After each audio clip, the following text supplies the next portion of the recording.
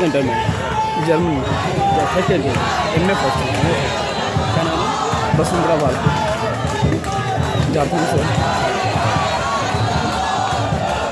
Please settle down. Let the speaker speak. Others, please maintain the decorum of the house.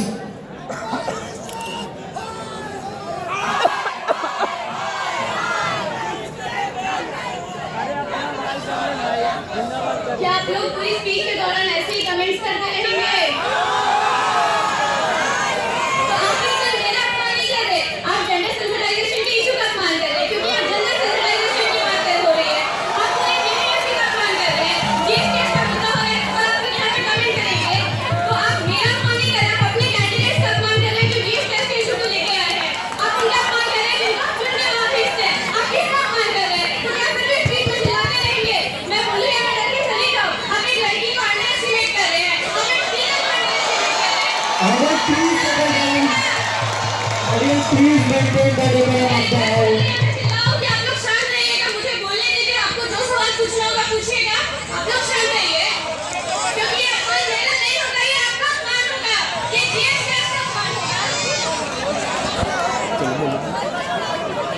अपनी बात रखने से पहले मैं सबसे पहले याद करना चाहूंगी और नमन करना चाहूंगी नागालैंड की उस वीरांगना रानी माता लंडू को, जिन्होंने लड़ते हुए औपनिवेशिक ताकतों के विरुद्ध लड़ते हुए अपने मुकाम हासिल किया और वो जेल में रही।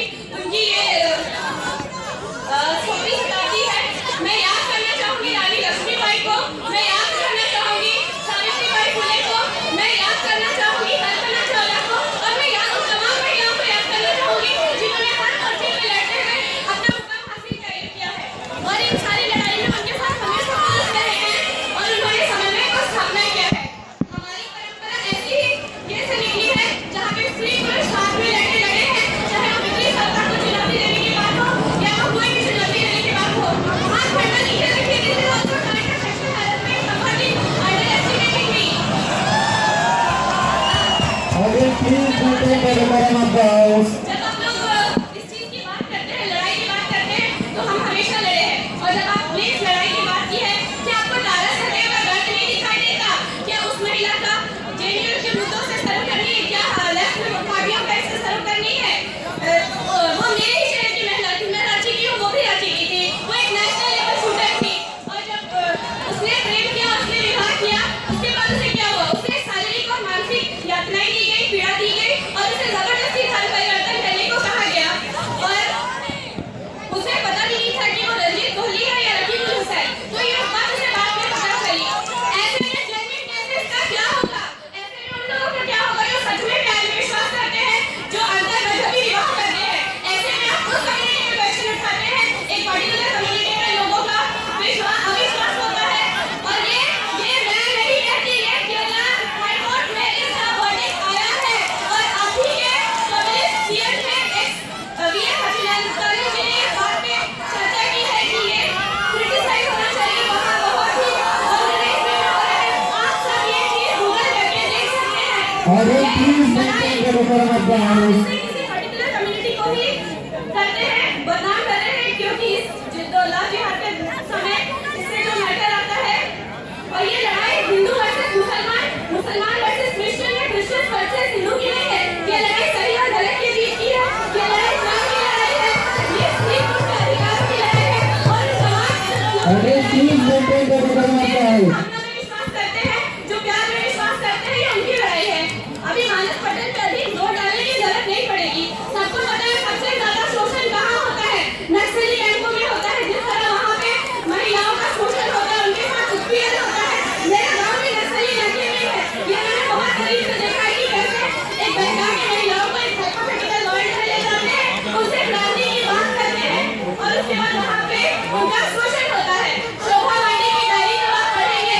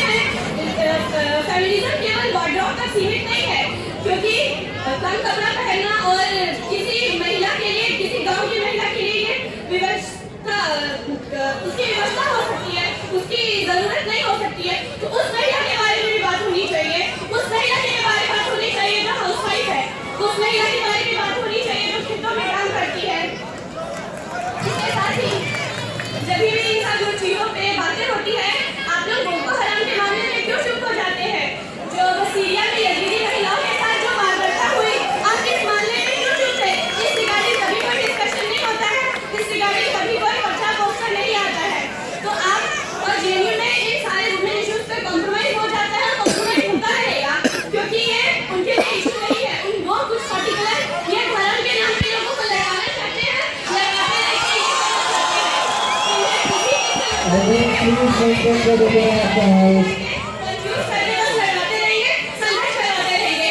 इसीलिए हमने हमेशा बात की है, अगर आपको किसी ताकत को तोड़ना है, किसी गलत चीज के आगे बढ़ना है, तो आपको साथ चलना होगा, समझ में करना होगा। संघर्ष नहीं, संघर्ष से ही हम हासिल हो सकते हैं। आज जेडी की बात पे आती हूँ, मुझे जेडी की बात होती है, जो मैं नई आई थी जेडी में, मुझे लगता था कि काफी कूल कैंपस है, it's very safe, you can roam around. लेकिन जब कल्चर नाइट्स हुए, इतने भद्दे कमेंट सुनने को मिले। The all comments are sexist, racist and chauvinist comments. Sexist, racist and chauvinist comments. ऐसे कमेंट सुनने को मिले। Audience, please maintain the decorum of the house. नहीं आता। अगर ऐसा सुनो। लोग ऐसा करते हैं, तो बच्चा मुझसे क्यों नहीं निकालते कि ऐसा होता है? कल्चर नाइट्स में क्यों नहीं? इसको बोलिए वहाँ पे लोग वॉल से सटा हुआ है, वो वाली अब जो ये वाली बैरियर है, ये हटा दीजिए, थोड़ा डिस्टेंस बना दीजिए। ये पोल से ऊपर जा रहा होगा। गार्ड वहाँ पे गार्ड बोलिए, पीछे गार्ड है आपको।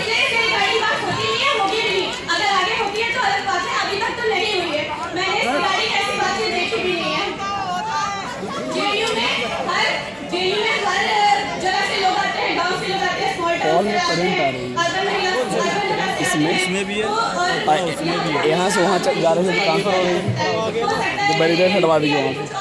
मैं उस चैनल तक पहुंची ही नहीं हूँ, तो उसमें ये बात होनी चाहिए जो वहाँ से आती है। इसके लिए हमने बात की है कि बीए में नहीं, ऑप्शनल कोर्स इंट्रोड्यूस होना चाहिए, क्योंकि ओरिएंटेशन प्रोग्राम होता है, हार्डली लोग जाते हैं, आप सबको पता है कोई नहीं जाता है।